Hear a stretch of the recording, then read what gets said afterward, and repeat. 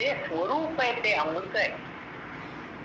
अमृत रूपाच्या भक्तीचं वर्णन नारदांनी करताना भक्तीलाच अमृत म्हटलंय.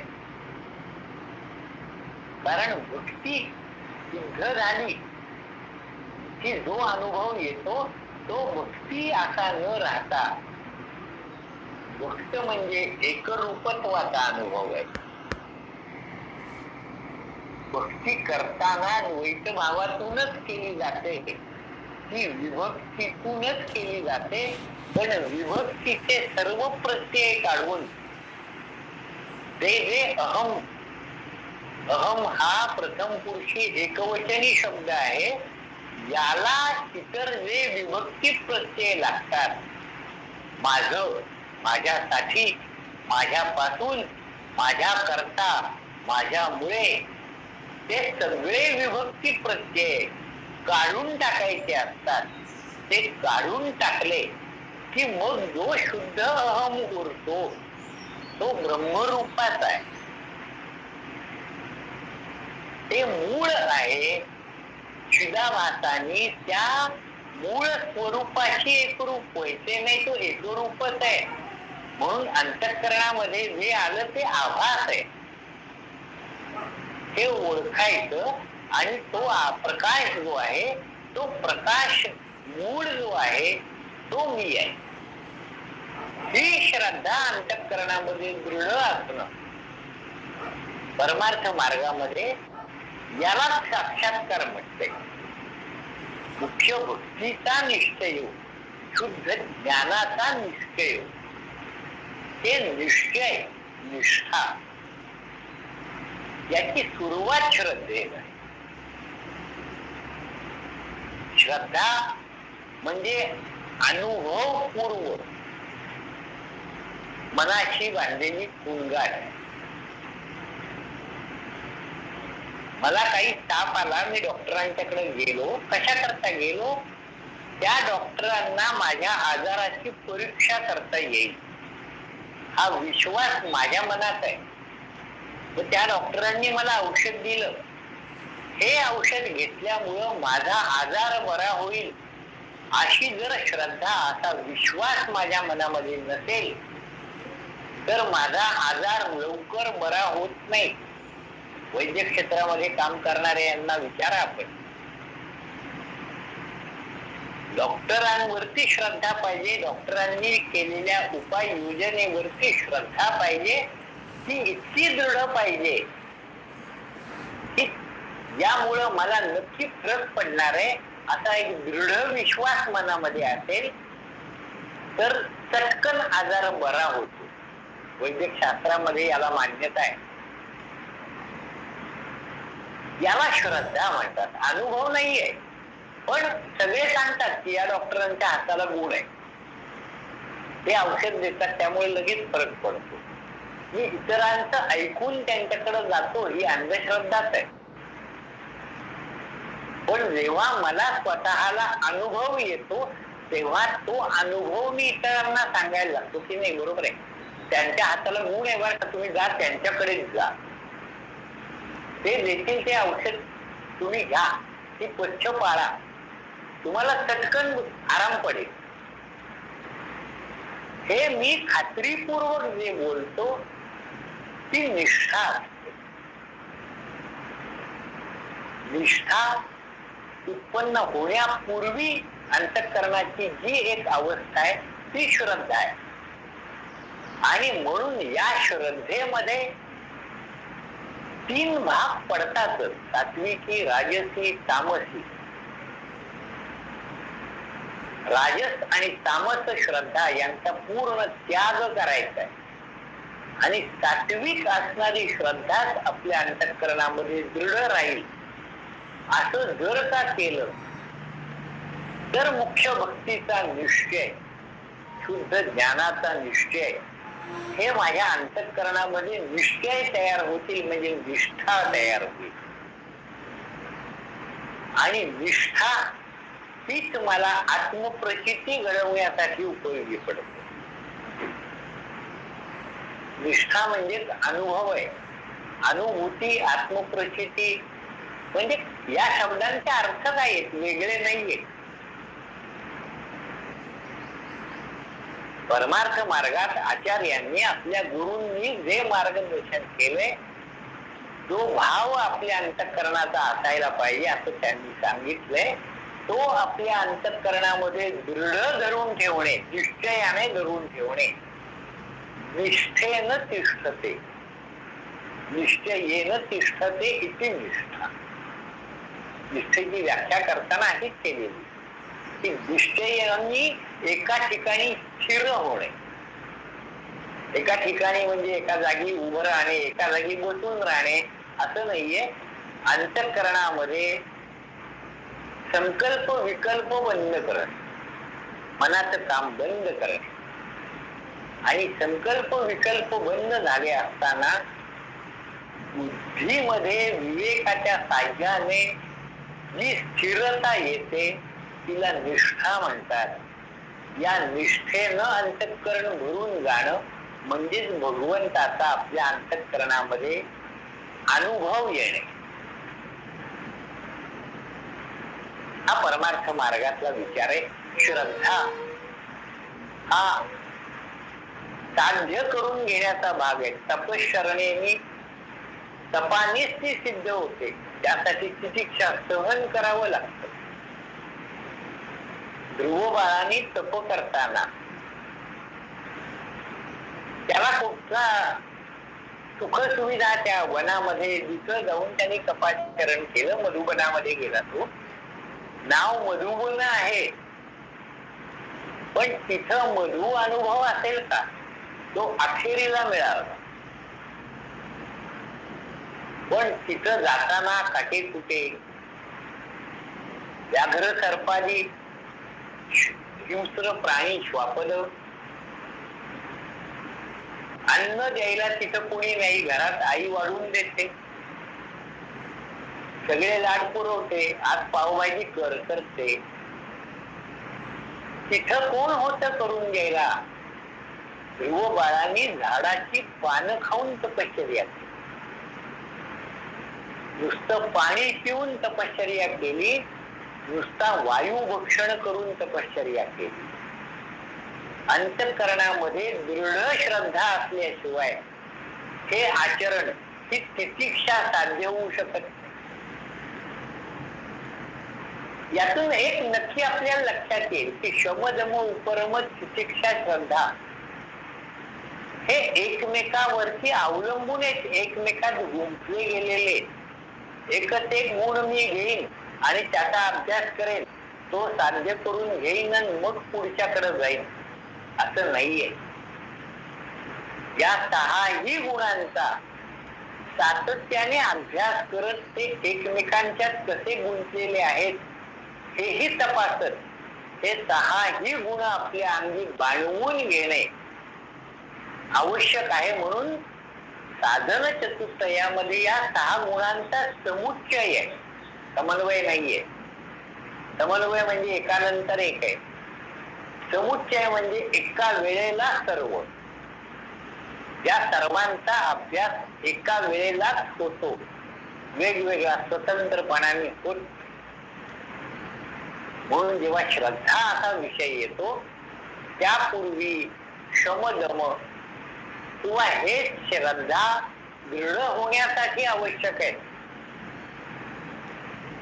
तेच जर माझ्या अंगी नसतील तर श्रद्धा माझ्या अंतःकरणामध्ये निष्ठेमध्ये परिवर्तित होणार. हे नीट लक्षात घेतलं पाहिजे. आणि ज्याची श्रद्धा निष्ठेमध्ये रूपांतरित होते, निष्ठा ज्याची प्रबल असते, दृढ असते, त्याच्याच अंतःकरणामध्ये समाधान नांदतं. तितिक्षेमध्ये जो विचार सांगितला गेलाय, आगमा पायनो नित्या सांस्थितिक्षत्व भारत, ही सुखदुःखाची जे द्वंद्व आहेत ती येणारी आणि जाणारी आहेत. सुख पाहता जवळ पाडे, दुःख पर्वत आहे वडे. ते सुख असतं खसखशी एवढं, ते त्या पर्वताच्या टोकावरती शिवलेलं आहे. तो दुःखाचा पर्वत चढून जायचा, गेल्यावर सुख आहे ना तिथं, ते खसखशी एवढं अल्प जरी असेल, जवा पाळे एवढं जरी असेल तरी आहे निश्चित. त्यासाठी तो दुःखाचा डोंगर. आता यावरचा पुन्हा एक विचार वेगळा करावा लागतो की खरोखर दुःखाचा डोंगर असतो का?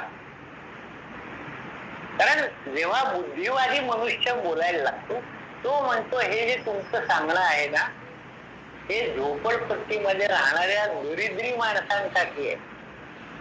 आम्ही चांगल्या बंगल्यात राहतो, आमच्याकडे चांगल्या गाड्या आहेत, आमच्या घरातली सगळी माणसं अत्यंत सज्जन आहेत, कोणी कुणाला त्रास देत नाही, कोणी कुणाला दुःखेल असं बोलत नाही. माझी सून तशीच आहे, माझा जावई तसाच. हे मुख्य सांगावं लागतं. कारण त्रास कुठनं होतो? सासूकडनं सुनेला, सुनेकडनं सासूला. पण नाही, हे आमच्याकडे सगळे चांगले, हे सगळे चांगले आहेत म्हणून मी सुखी आहे. पण यात कुठं बिघाड झाला एखाद्या ठिकाणी तर ते दुःख या बाकी सगळ्या सुखांना झाकाळून टाकतं. आणि सातत्याने मनुष्य त्या दुःखाचाच विचार करतो.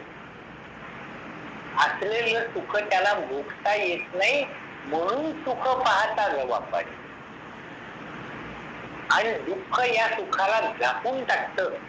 सुखाहून ते दुःख मोठं वाटतं, कारण त्याचं चिंतन आधिक्याने केलं जातं म्हणून ते पर्वता एवढं वाटतं. तितिक्षेमध्ये ते सहन करायला सांगितले. ते येणारं जाणार आहे, कायम राहणार नाहीये. आगमा पाहिला अनित्य हा. पण इथं अनित्य शब्द लावताना तो नुसता त्या सुख दुःखाकडे लावून भागत नाही. हा अनित्य शब्द ज्याच्या माध्यमातून या सुखदुःखाचा अनुभव घेतो या देहाच्या बाबतीत पहिला लावावा लागतो. हा देह उत्पन्न झालेला आहे आणि तो जाणारा आहे एक दिवस. मग या देहाच्या सुखदुःखासाठी किती वेळ धडपडशील? आणि मला सहन करावं लागलं, मला सहन करावं लागलं म्हणून कांगावा करशील, किंवा मी कसा सुखी आहे हे दांभिकपणाने जगाला दाखवत फिरशील. माझ्याकडे कशी सगळी सुबत्ता आहे, कसं सगळं सुख आहे हे लोकांच्या पुढे मिरवणं, लोकांना तसं भासवणं, हा आसुरी संपत्तीचा एक गुण आहे, दंभ. असा जो सुखाचा किंवा आम्हाला काही दुःख नाही हा तुमचा परमार्थ म्हणून आम्हाला लागू नाही. म्हणजे आम्ही परमार्थ, आम्ही अधिकारीच आहोत. हा परमार्थच आमच्या दृष्टीनं टाकाऊ आहे. ते उलटी व्याख्या करतात. आम्ही व्याख्या चिंतन करतो की आम्ही त्या परमार्थाच्या दृष्टीनं कसा अधिकार आमच्या ठिकाणी प्राप्त होईल, तो अधिक कसा दृढ होईल. ते म्हणतात आम्ही दृढ आहोत, तो परमार्थ वगैरे तुम्ही जो सांगता हा टाकाऊ आहे. विचाराची पद्धत हे अध्यात्मशास्त्र त्यांच्यासाठी नाहीच, त्यांच्यासाठी हे निरूपण नाहीच आहे. हे निरूपण समर्थांनी अगदी स्पष्ट शब्दामध्ये त्रिविध तापांचं वर्णन करताना जे सांगितलंय ते आपण नीट पहा. 3ऱ्या दशकामध्ये विस्ताराने समर्थांनी याची चर्चा केलेली आहे. आध्यात्मिक, आधी भौतिक, आधी दैविक ताप. इतर तितिक्षेचा विचार करताना या दृष्टीनं इथं आध्यात्मिक ताप म्हणजे जे शरीराला होणारे त्रास आहेत त्याचं सगळं वर्णन आहे. अध्यात्म म्हणजे शरीर, देह. आत्म्याचा वास ज्याच्यामध्ये आहे आणि म्हणून ज्याची एक स्वतंत्र ओळख उत्पन्न होते तो देह आहे. म्हणून देहालाच अध्यात्म म्हणण्याची पद्धत. आतमध्ये आत्मा आहे म्हणून तो आत्मा, त्याने या देहात, आत्मा नाही खरं तो जीवात्मा, कारण आत्मा सर्वत्र आहे. आत्मा येत नाही आणि जात नाही, तो तो जीवात्मा जो आहे त्या आत्म्याचा अंश आहे, शुद्ध परमात्म्याचा अंश आहे. त्या जीवाने या देहाचा त्याग केला की त्याला कलेवर म्हणतात. मग ते तुम्ही नाश करा, त्याला जाळा पुरा, अगर काही करू नका, ते आपोआप लय होत, लय पावत. जिथून ते उत्पन्न झालं तिथं जात, पंचमहाभूतामध्ये लय पावत. अध्यात्माचा हा विचार आहे. हा विचार जर नीट लक्षात घेतला तर आधी भौतिक ताप, कोणी आला, एखादं कुत्र आलं आणि चावलं, एखादा मनुष्य आला त्याने मला धक्का दिला, मी पडलो, इतरांमुळे त्रास कुणाला झाला? या देहाला झाला. नाव जरी आधिभौतिक असेल तरी सुखदुःखाचा संबंध या देहाशी आहे. आधी दैविक ताप, त्याचं वर्णन केलेलं आहे. कसं केलंय वर्णन ते? की जे आपल्या बुद्धी शक्तीला कळत नाही पण आपल्याला भोगावं लागतं, त्याला दैविक अधिदैविक तापामध्ये वर्गीकरण करताना बघा, की अकस्मात ताप येणे, फिट्स येणे, चक्कर येऊन पडणे, वीज कोसळणे, अशा प्रकारचे जे त्रास सहन करावे लागतात ते अधिदैविक तापात आहेत.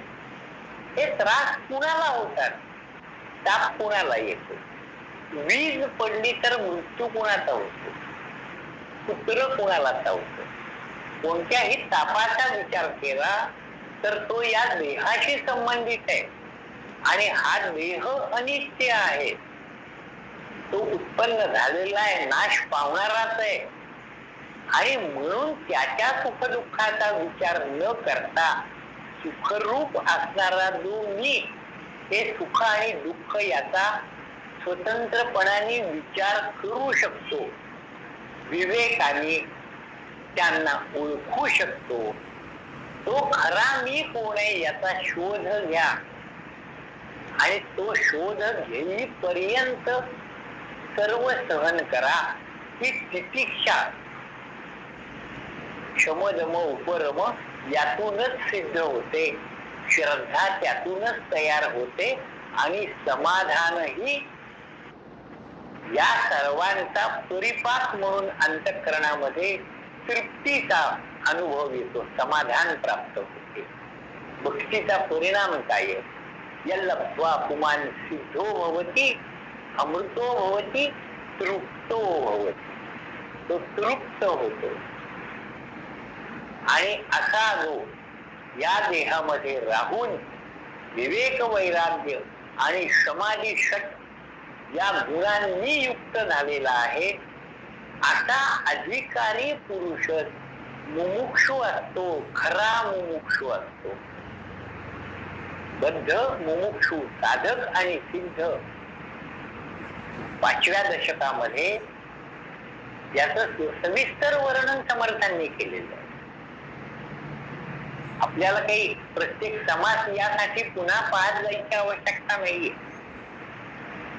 आणि या दृष्टीनं हा पहिला समासच जर नीट आपण समजून घेतला तर मग आतापर्यंत जे काही आपण 4 वर्षामध्ये दासबोधाचा अभ्यास केला तो सगळा यातून आठवला जातो. आणि मग आता समर्थ आपल्याला शिकवण देणार आहेत. म्हणजे काय प्रकारची शिकवण आहे, आता कोणत्या पायरीवरती आम्हाला समर्थ घेऊन आले आणि आता कोणत्या पदाला ते आपल्याला घेऊन जाऊ इच्छितात याचा आपल्याला अंदाज येतो. आपल्याला त्याचं ज्ञान आकलन होतं आणि त्याचा अनुभव घेण्याची आपली सिद्धता होती. या दृष्टीनं आपण या पहिल्या समासाचं चिंतन करायला जो आरंभ केला तो काही आता 13वा दशक संपत आला. 130 समास.